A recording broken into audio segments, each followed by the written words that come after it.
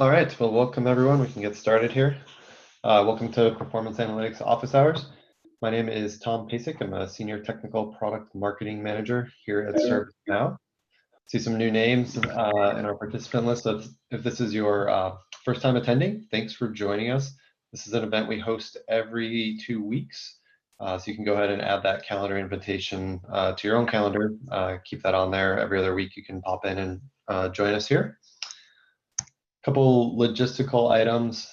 This forum is intended to be, for you. So hopefully you gain some new ideas, get a better understanding of how something in performance analytics works, so you can apply that at your own organization and get some practical guidance from some of our product experts. Everyone does have the ability to go off mute and ask questions. Just ask that if you're not trying to speak, please keep your line on mute so it's not interrupting the presenters or somebody else asking a question. And if you prefer, you can also use Zoom's text chat to ask your questions, and we'll get those addressed as well in the order that they come in. So this week, we actually have a special guest, and I'm going to turn it over here next to Amaya to do a little overview on Spotlight, and then we'll move into our normal Q&A section. So Amaya, over to you. Okay, thanks, Tom, and good morning, everyone. Good afternoon, good evening, depending on where you are.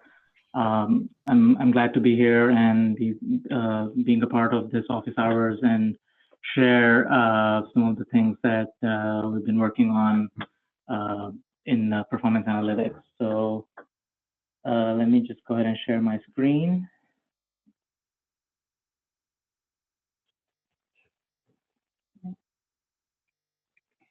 Can everyone see my screen? Yep. Okay. So I'm going to spend a couple of minutes talking about a feature that we first released in Istanbul, and it's called Spotlight.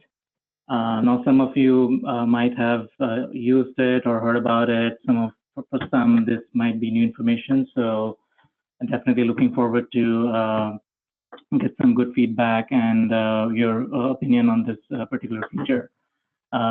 Before I jump into that, let me introduce myself. My name is Amaya. I'm a product manager within the Performance Analytics BU, and I've been with the company for a year. And I was invited by my colleague Isak to share this particular Spotlight feature with the community. So, yep. So the agenda is going to be pretty simple. I'm going to briefly explain what Spotlight is, why do we need it, and then through means of a demo, I will show you how to go about setting it up, and then what are the functionalities that we offer that you can use, and then we can have Q&A on this. So Spotlight essentially helps you focus on what's most important for your business. So to understand that, let's look at a real life example of booking a flight. Now, everyone books a flight on a day-to-day basis, and if you can take yourself in that moment where you're just going to any website and looking for a flight, if you can see how many decision points that you have to make in order to book one flight. So ideally looking for a particular airline that you prefer, maybe it's KLM or United, or what time do you want to leave, what time would you get there to your destination, whether do you want a direct flight or a stopover, and a whole bunch of other decision points that you have to kind of consider in order to book just one flight. And then the question that I want to pose is that wouldn't it be nicer if you could just book a flight right away based on what you needed? So if magically your preferences and criteria that you're looking for a particular flight is already known by a system, and then it just shows you a ranked list of airlines, and then you can just pick the first one and move on. So Spotlight is similar to that example. So essentially, it takes out the guesswork out from your day-to-day work. So if you're an agent working on incidents and other cases, Usually you don't want your agents to be spending time trying to figure out what should they be working on next, because their time is very crucial, and we want to enable them by providing them by a way of a ranked list of records, so that they can just look at it and then move along that list, and then try to close out the cases as they go along. So Spotlight is a feature that does that. So basically, it's a ranking engine that uses weights based on different conditions that you specify, and those weights are then scored, and your records get a score, and then the records are ranked from top to low, and then your agents can quickly look at the Spotlight list and pick up the cases that are on top of the list. And this way, your agents are always working on things that drive business outcomes. And more importantly, it also kind of surfaces up the forgotten records. And by this, what I mean is that so typically an agent, or typically the way ITIL or ITSM or any service operations work, is that anytime a P1 or P2 comes in, your alarm bells go off, and everybody just stops everything and just looks at P1 and P2, and that's fine, and that's totally fine. But what could happen is that you might have some P3 or P4 or even P5s that were created a long time back and sort of kind of forgotten by the agents, because they're P3, P4, and they're not that important. But what ends up happening is that unless there's a way for the agents to actually dive into their backlog to find out these cases, chances are that they're probably not going to look at it, and ultimately it's going to cause your SLA to go down and your CSATs to go down. So Spotlight essentially can also be used to bump up those forgotten records, so that agents can determine, P1 and P2 is fine, but then there are also these P3s and P4s that need to be looked at. Otherwise, they will probably not look at them.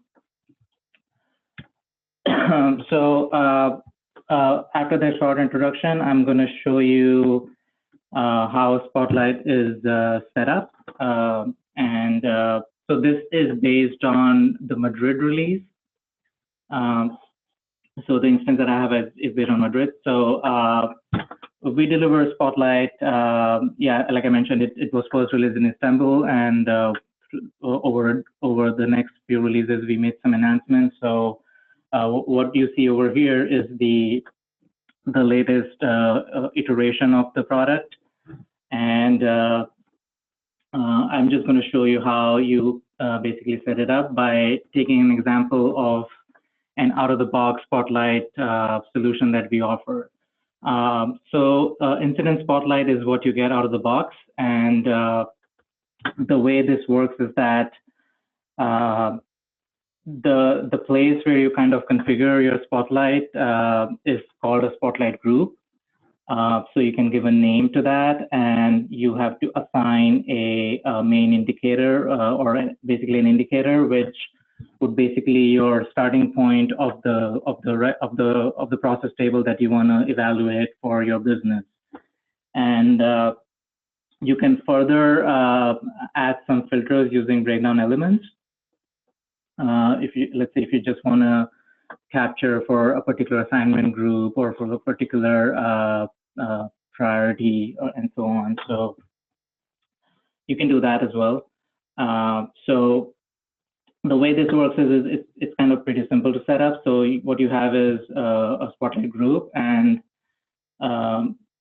you basically define your conditions, which are called as Spotlight criteria. So you can define a condition directly based on a table, which in this case, we call it as query criteria, or you can also define a criteria based on an indicator, and then also then you can assign the indicator and so on. So to just to take a deeper dive into each criteria. So let's open this, let's say this one. So here what I've done is, okay. Apologies for the slow network here.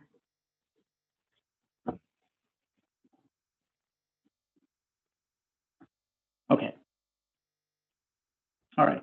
So, so right now we're looking at a criteria type, which is a query type, and basically it's just a condition on your facts table of incident. Now, this facts table basically comes directly from the indicator that you've specified on the group level.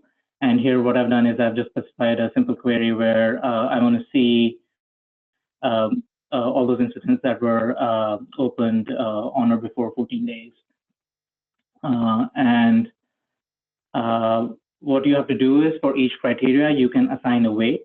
So let's say you want to, so yeah, depending on your business needs, you would have to kind of take a judgment as to which particular cases or records you want to give more weightage as opposed to some of the other ones that can be at a lower weight. So in this case, I've just given this particular condition a weight of 25.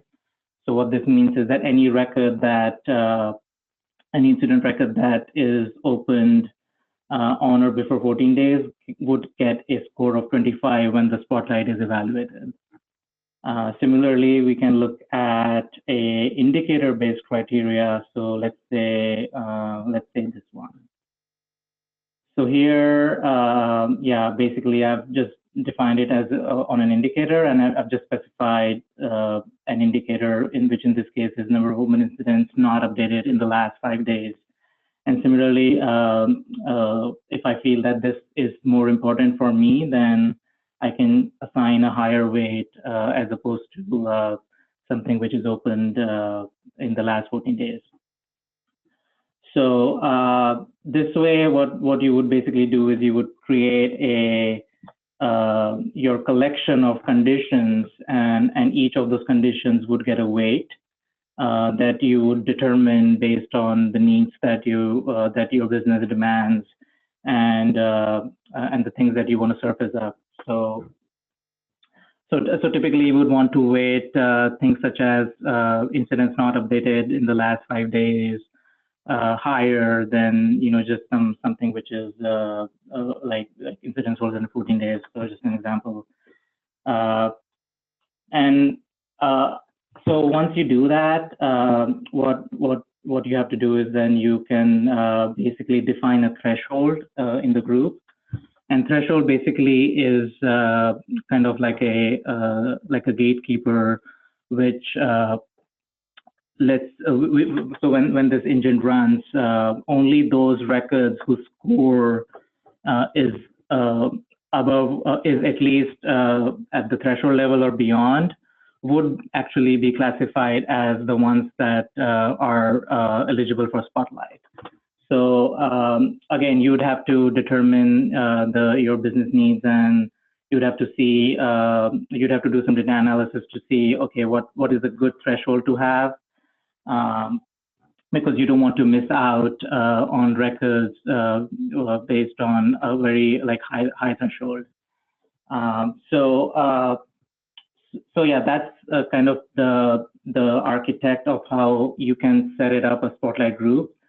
And so to recap, so what we've done is we've created a group, we've linked it to a main indicator, which is basically the facts table that you would run this Spotlight on.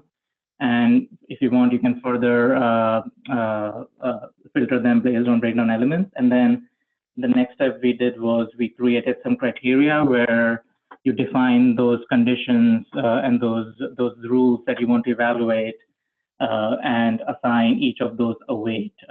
And then for each record, Spotlight would run each record against these conditions, and then each record would get a score. And any record whose score is higher than the threshold or meets the threshold would be basically the list of your Spotlight records. And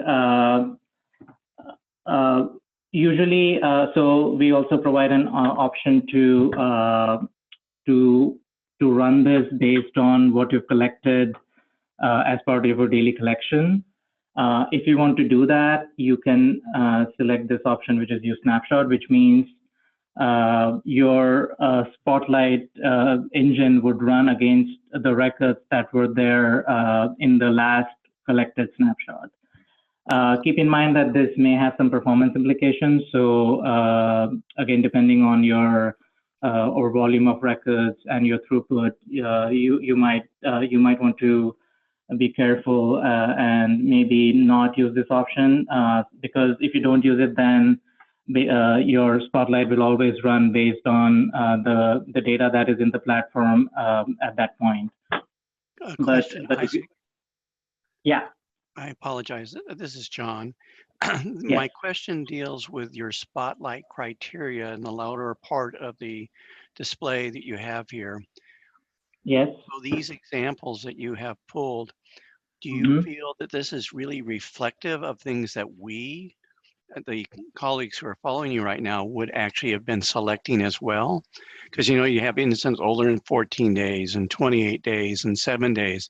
I mean, would we really be doing this, or would we be doing more finite filtering for the Spotlight? You follow me? I mean, because like you said, you've got a lot of things in here, and I'm just kind of asking, is this realistic, or is this just for the example? And would I make something more finite for my spotlighting?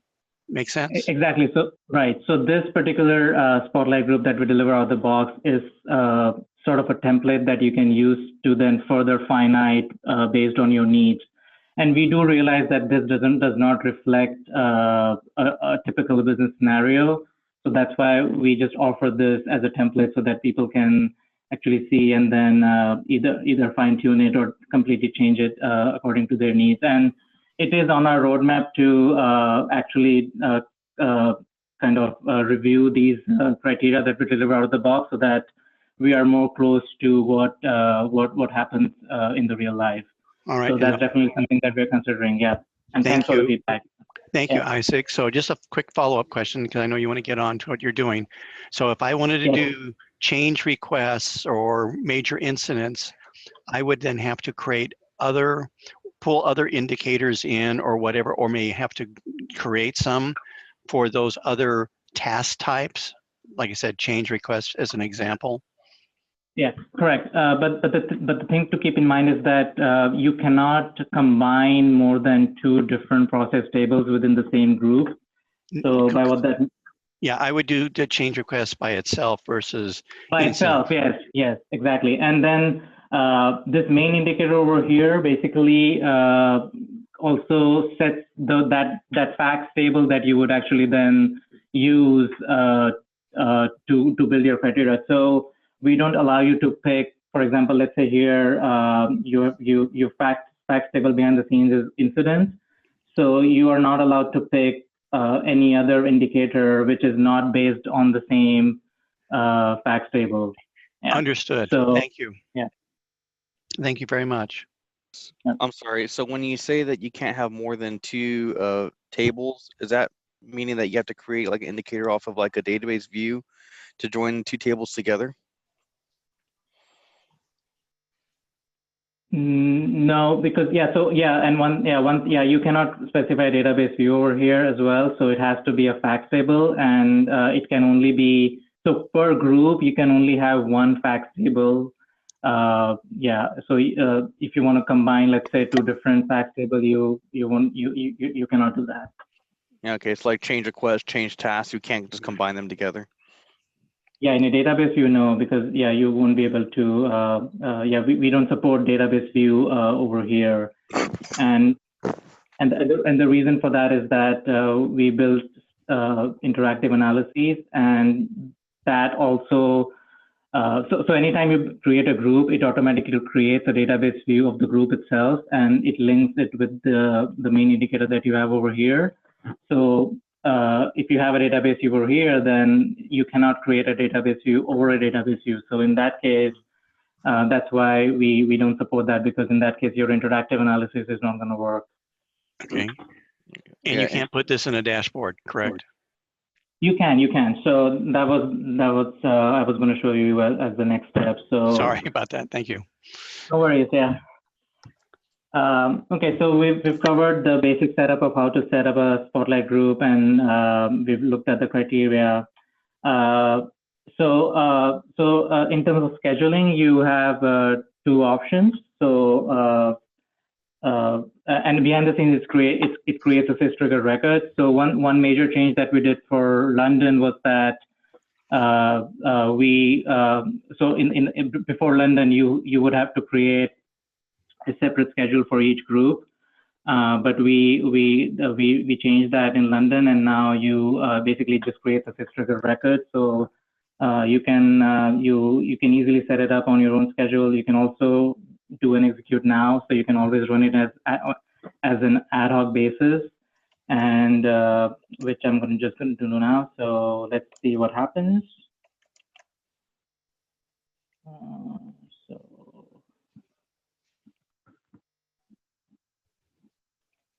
Okay, so yeah, so it's done, and it collected 28 Spotlight records for me.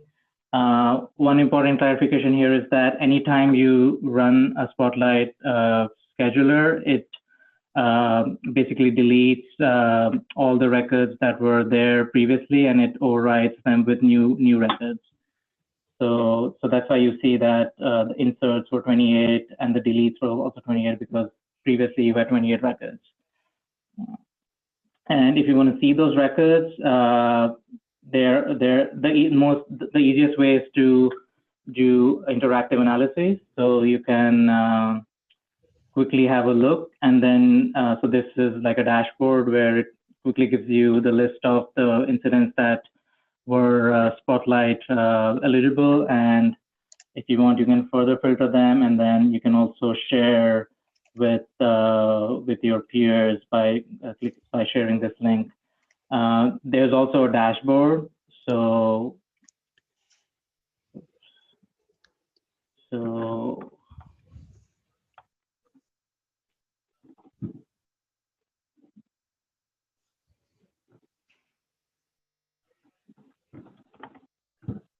yeah, so we also deliver an out-of-the-box dashboard, and on the top you just have the a single scores of all the incidents that were Spotlight eligible, and then it's similar to the interactive analysis, but it's a dashboard, so you can also then share with your groups and other people. Does it have to be, yes, go ahead. Does it have to be, can you select just one of the widgets on this dashboard and put it on some other dashboard? Or does it have to be all Spotlight widgets in order to just get on a dashboard? So you can, hello, this is Isaac. You can add this widget in any dashboard that you want. It doesn't have, there are no restrictions in what type of widgets you add on the dashboard. Okay, thank you.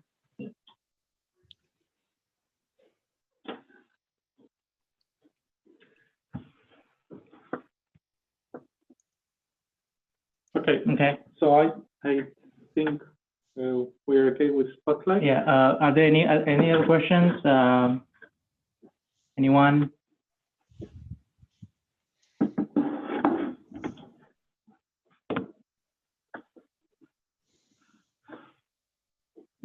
Okay, I think I'll share. This is Isaac. Okay.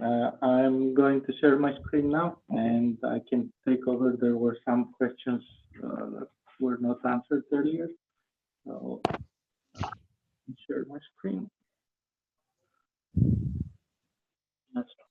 Well, I do kind of have one question. I'm sorry. Yes, please. Okay, so I created a Spotlight for problem records, and I used the open problems, like one of the out-of-the-box indicators as a facts table, but then I typically use a lot of the query-based criteria more so than the indicator. And I noticed that there are sometimes the criteria weren't really working correctly.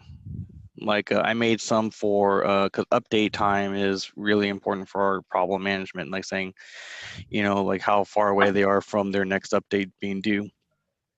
And I noticed, so I have some that's like a gradiated criteria. So it's like a 50% past due, 75%, 100%. And so I made individuals for each one. And I noticed that the criteria for 75 and 100 were met, but then the 50% wasn't met, which it should have implicitly already been, it should have been met. Because it's definitely, if it was already past 75 and 100, it should have definitely been past 50 too. So I was wondering if you notice if you've seen anything kind of like a wonky that way with respect to query specified criterias versus indicators. Okay, well, that sounds an interesting question, but it requires a bit of investigation on your instance. So if you could just raise an incident on high, we will help and we will work with our support engineers so that we can look into the case and try to understand what happened. Because as you can understand, we're here to present it. Troubleshooting is something that our support engineers do. We will help them do it and we'll come back to you through the incident. Okay, thank you. Okay, thank you. Okay, now going through the questions that were asked later. There was a question Christine raised about if Spotlight can be set up using an indicator or just a table directly.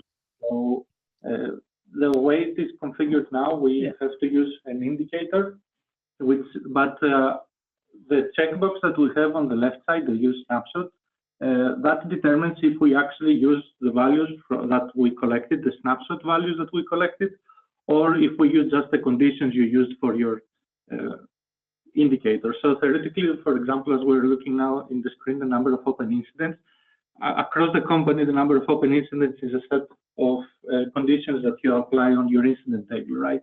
So the reason why we didn't add another condition builder here is because more or less you define this in your performance analytics, and then you can reuse it here. So, and every time you change your number of open incidents definition, it will be applied automatically on your Spotlight, so you don't have to do anything about it.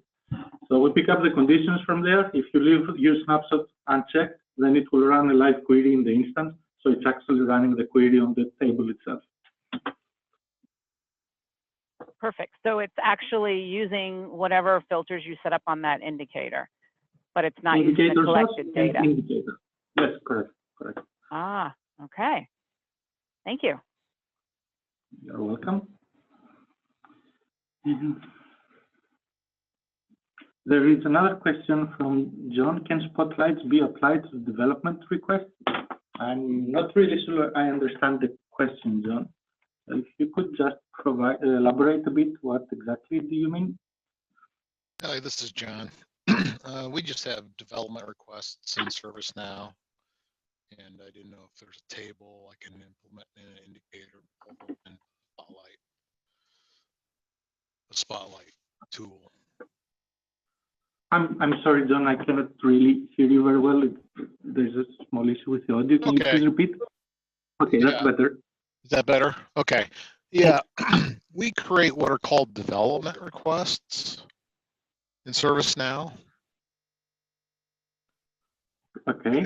And I didn't know if those could be pulled into the Spotlight. I guess it would depend on the indicators that you create, if you can access a facts table that had development requests. Exactly. If you have an indicator that collects data from that table with the certain conditions that you want Spotlight to work on, then yes, you can create a Spotlight group for that table, for this indicator, and then you can run them based on the criteria that you will define. Okay, thank you. You're welcome.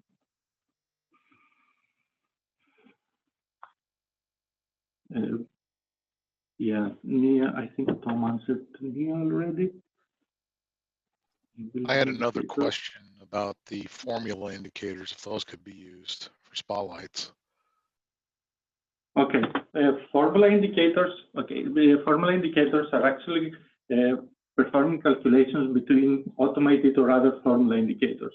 For formula indicators, we do not store the snapshots, as we call them, which are actually the sysids of the records that are being calculated. And because you can imagine that in that formula, you can start multiplying with numbers. And since we don't have the sysids, we don't know which records are being picked up. And that's why formula indicators cannot actually be used as a main indicator. Okay. It That can makes only be sense. automated. Yeah. Thank you. You're welcome. Way is Spotlight on chat.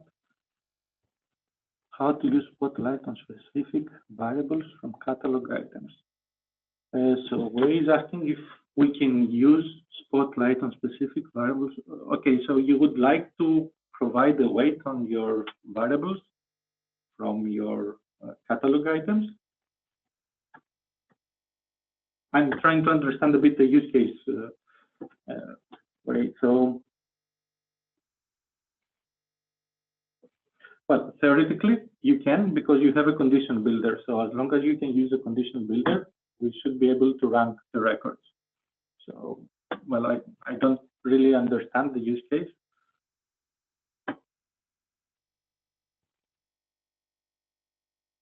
Vendor variable on the catalog item.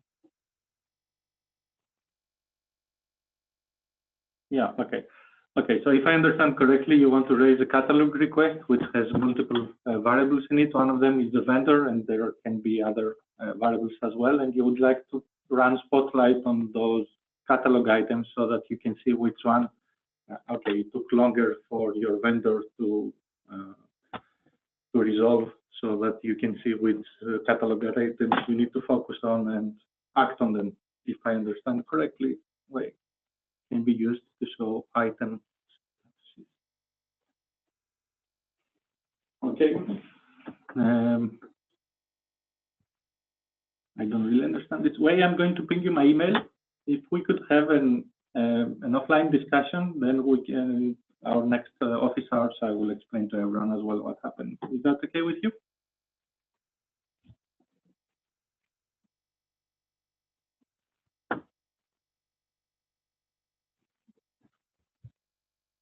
Perfect. Thank you very much.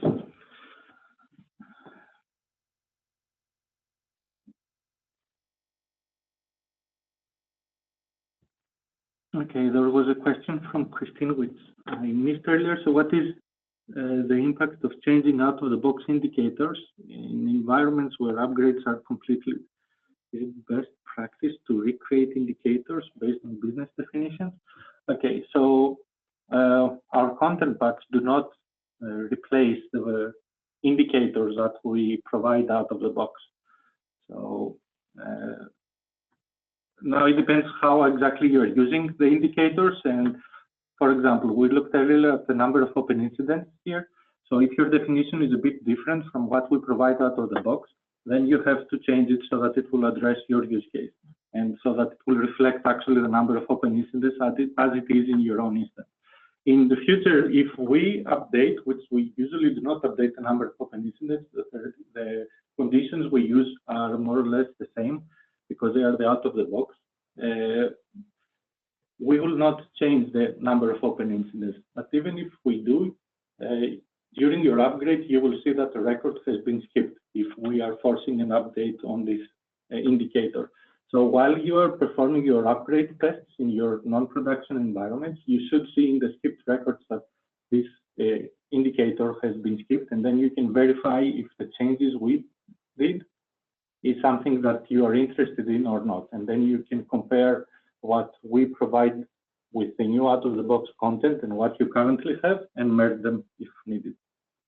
But this is more or less the same way as you should treat every upgrade record that has been customized in your instance.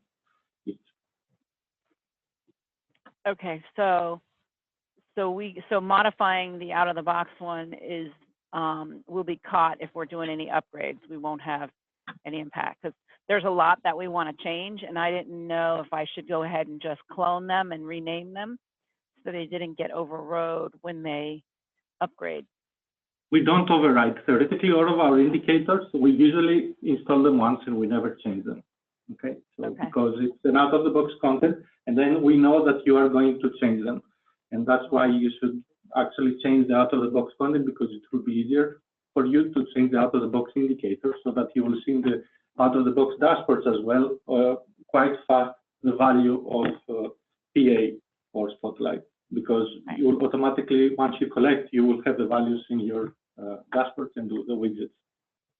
Okay. So we would have to do some historical, if we change it, we would need to rerun our historical jobs to collect it at the modified, the change, right? That's true, but what you have to keep in mind that when you collect historically, you cannot actually pick up the values for all the fields, and all the breakdowns cannot actually be collected historically.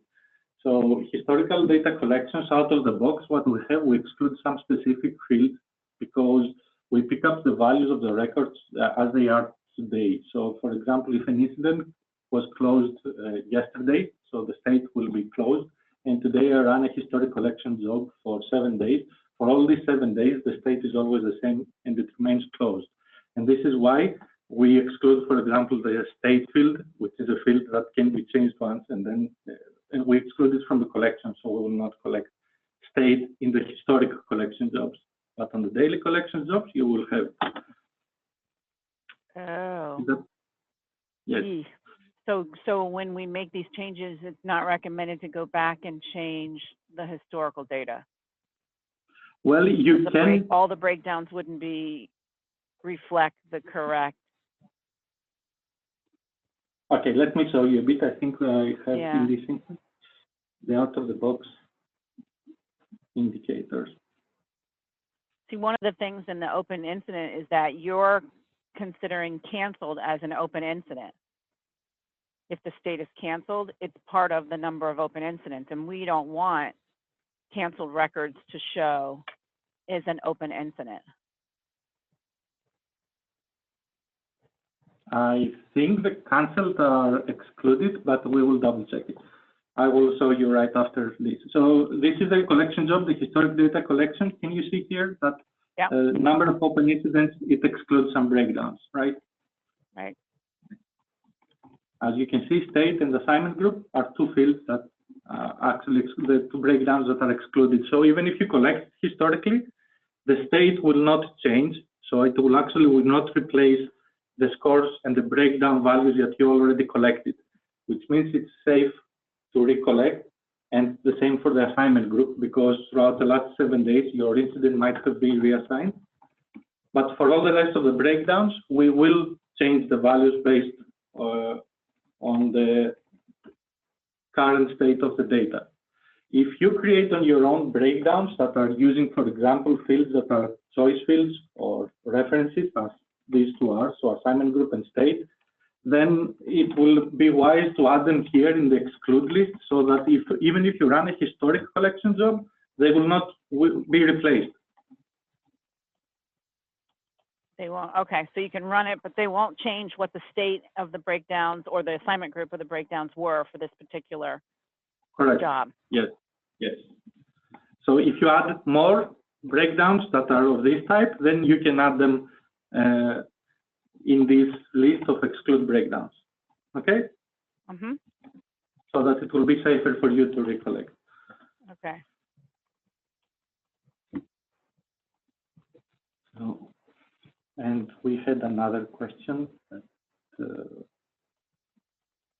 the first one was for our number of open incidents. Okay, let me go to number of open incidents.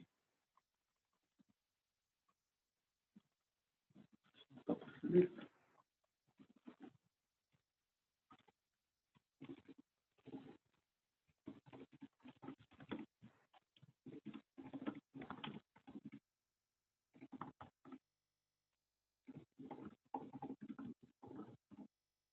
Okay, so this is the number of open incidents. So we consider the canceled incidents not to be opened.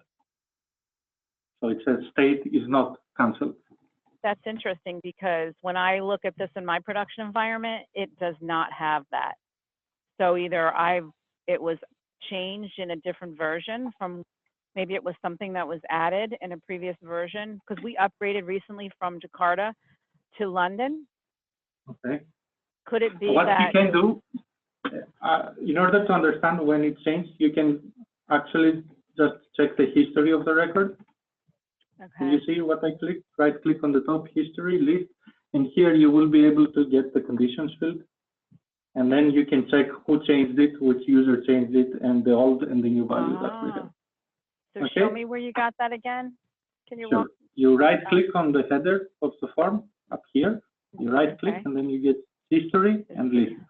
What you need to keep in mind is this option is something that your administrators can restrict from you. So if you do not have access, probably your system administrator restricted this option for you. Or if you are an admin, then you will see it for sure. Just keep in mind that this can happen. Okay. If you don't see it, it's because it's restricted. Yeah. Now,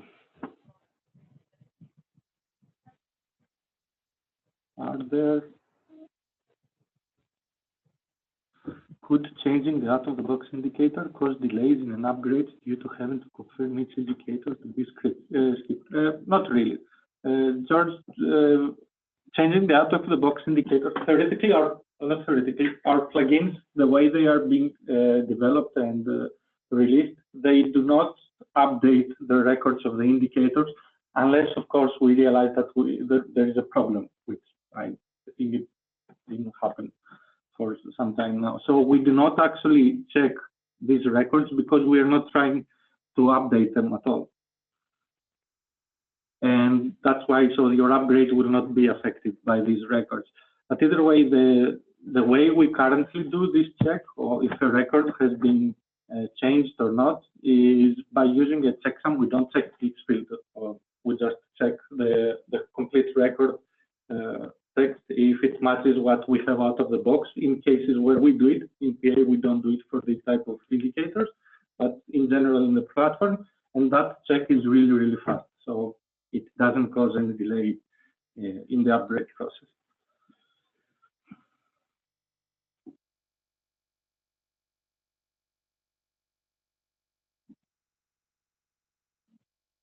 Can you scroll down on that screen that you have right there? Because I want to take a snapshot of it to show my admin, because I'm looking at my environment and it definitely doesn't look like yours. What you have to keep in mind is what your company wants to consider as an open incident. That's the main question. Right, but I don't want the canceled like you have, but our out of the box has is not what you have. So I can't see that view that you saw with the history. So my security rights obviously are preventing me from seeing the history, which I need to show them what I'm not seeing. So if you click the right click on the history. Yes. I'm not seeing the list. Hold on one second. Stay right there. Okay. Perfect. Okay. Thank you. Okay. But you can do the calendar. The calendar will also show you the information. The list is just a nicer presentation. You might check calendar. Yeah, I did calendar, but I couldn't see anything. It was like huge. It was a little hard to read. I see what you're seeing, but I did see calendar. Yes, you can limit your calendar to the field that you're interested in, and then you can check based on the dates when it's changed. And you can click on those plus signs to expand and see the detail. Exactly, which more or less is the same thing. Yeah. As you can see in all of my cases where I updated, the state was cancelled. So I wonder if that was done. Well, you can see who was done. Yeah. All right. Thank you. Yeah, you're welcome.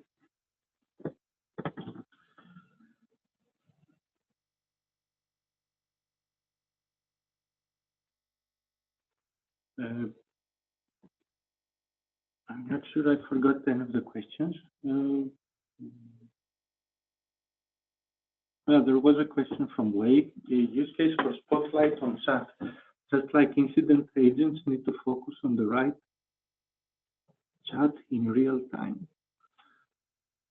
Okay.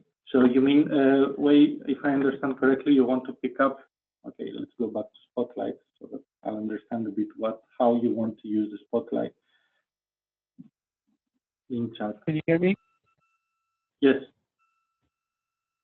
Yeah, I was just saying, thank you for showing what's on the incident. I just wonder if chat is a little different because the data was collected on chat.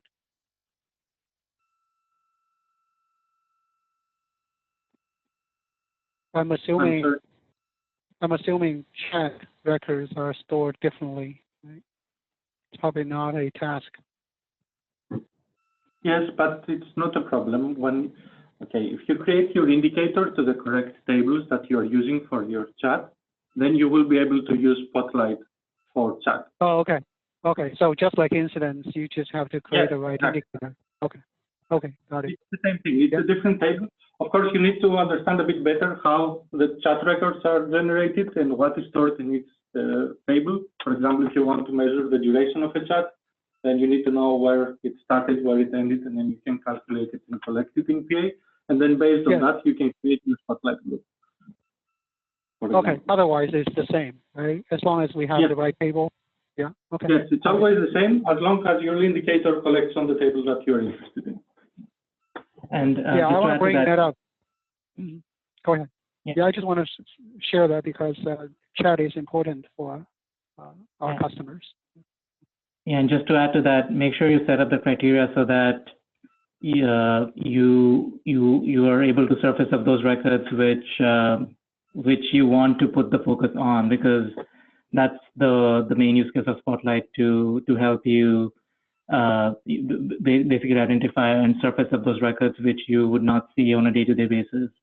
So I would recommend that you thoroughly do a good diligence on as to what criteria you need and what kind of weights do you need. Because I think the Spotlight list will not be as useful if you end up still showing P1s and P2s, because those get picked up anyway. So the whole point of Spotlight is to help the other records, basically to help those other records surface up and give them more visibility also. Yeah, the reason I want to bring this up is because, like I said again, chat for my customer has a higher priority usually, and they are more real time, meaning like just like a phone call, but nobody uses phone call today, right? They use chat, and they expect immediate response. So you don't want to forget about the chat, right? So, but agents can be interrupted because they don't always work on chats, right? They also work on other things. So when there's a chat in their queue or in basically for too long, you need some attention from the agent. So we are hoping the Spotlight can, surface that or create that attention, grab that from the agent. Okay. That's necessary for chat. Yeah. So it's more like real time. So the filter should be based on time and the agent workload. Right?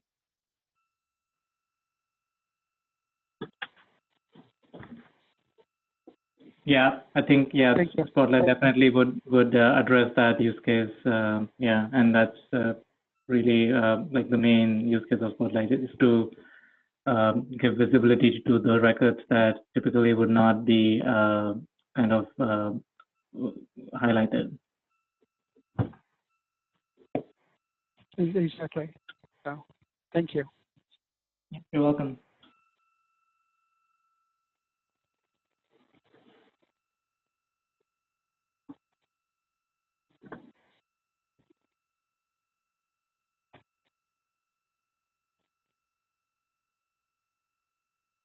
Okay, so there's a question. I have recently created breakdowns for hour of day using a script. Is there a good command to get the day of the week? George, you want to get the number as the day of the week, or you want to get Monday, Tuesday, or Wednesday? Well, theoretically, with JavaScript, with the APIs that we currently have in our docs, you can get the number, the day of the week, and then all you need to do in your script, you can get the days of the week, the description, the Monday, Tuesday, Wednesday. You would like to break down by these days, I suppose, and then you can do your comparison.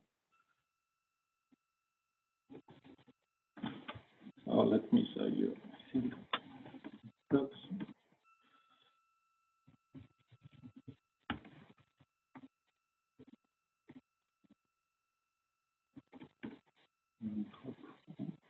I clicked the wrong. So this is the doc, day of week. Okay. So this is the JavaScript function you can use. Okay, and this will give you the number. Then, of course, number 4. It depends on what actually it means in your company when your week starts. If it starts on Sunday or Monday, depending on where you're based, and then you can just return the.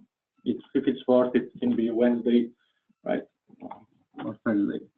So with this get day of the week, you can get the day of the week, and then you can use that to break down the values. Does this answer your question, George? Yeah, okay, perfect. How would you use the Spotlight feature for reassigned tickets? Okay.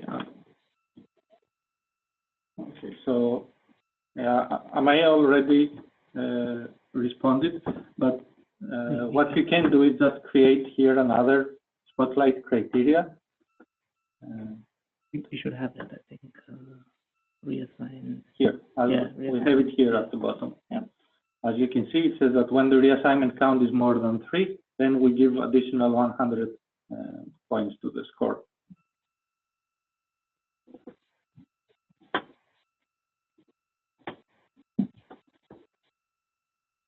Yeah,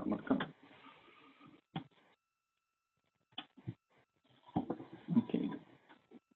Do we have any last few questions, because we are almost at the top of the hour?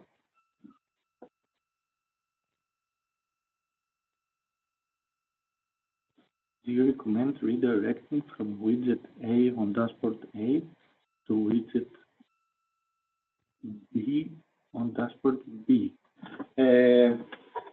Okay, so what you're saying is you want to create an Unclick behavior on a widget and then navigate to another dashboard and a different tab, I suppose. Yes. Yeah, there is a use case for that. So I'm not getting into the details. I'm just saying, in general, is that something you would recommend? If I already have widgets in different dashboards, so the user can navigate from one widget to another one. They don't have to be on the same dashboard. Yeah, yes, I totally understand what you mean. But technically, you can do it. Now, the only there is some functionality that the end user will lose, which is navigating to the detailed scorecard of that indicator that is viewing that widget. And personally, I would suggest if you want to navigate to a different tab, but it depends how what is the purpose of the dashboard that you created. So if you want to have navigation.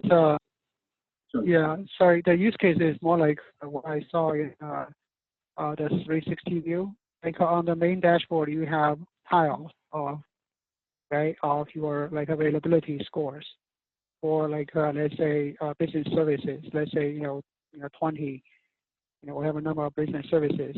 So when I want to focus on a specific service, because that's just at a glance view, right? So I have 20 tiles. If I click on the tile, actually it brings me to another dashboard specifically to that application or that service.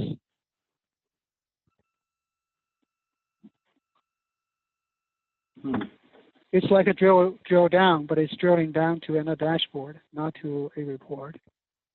Yes, I understand what you're trying to say. I saw that in the Service 360, so that's why I was trying to see if that's recommended for other use cases like this.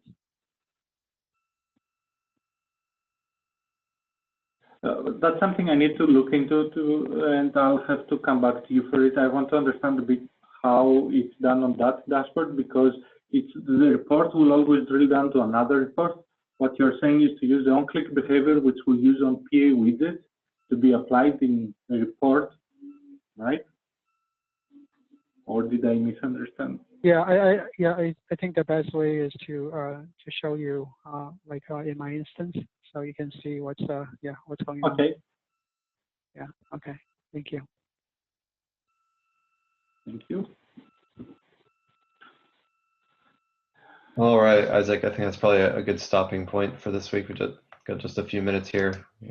Try and wrap up. Thank you, Tom. Thanks, John. Isaac, can you turn off your screen share real quick? I have one more slide to show. Thank you. All right, well, thanks everyone for joining. It was mentioned in the text thread there. We do have a way to get these recordings posted, so look for this in a few days. If you need to go back and reference that, we'll get it added to the community post for the invitation for office hours. And then last bit of business here, we have our Knowledge 2019 conference coming up in a couple months in Las Vegas. Would love to have all of you join us there. It's a great chance to hear from our leadership about the company vision and plans where we're taking the products, hear from other customers in breakout sessions on how they're finding success in using ServiceNow. And then we'll also have a set of labs across all the products. And probably most interesting for this group, we do have a set of reporting and performance analytics labs that you can attend to do some hands-on training and pick up some new tricks there. So we'd love to see you there. Feel free to check out the website for some more details around the sessions and the labs that are being presented. And you can reach out to your account representative if you have any questions. Thanks for joining. We'll see you in 2 weeks. Have a great day. Thank you very much, everyone. Thank you. Thanks.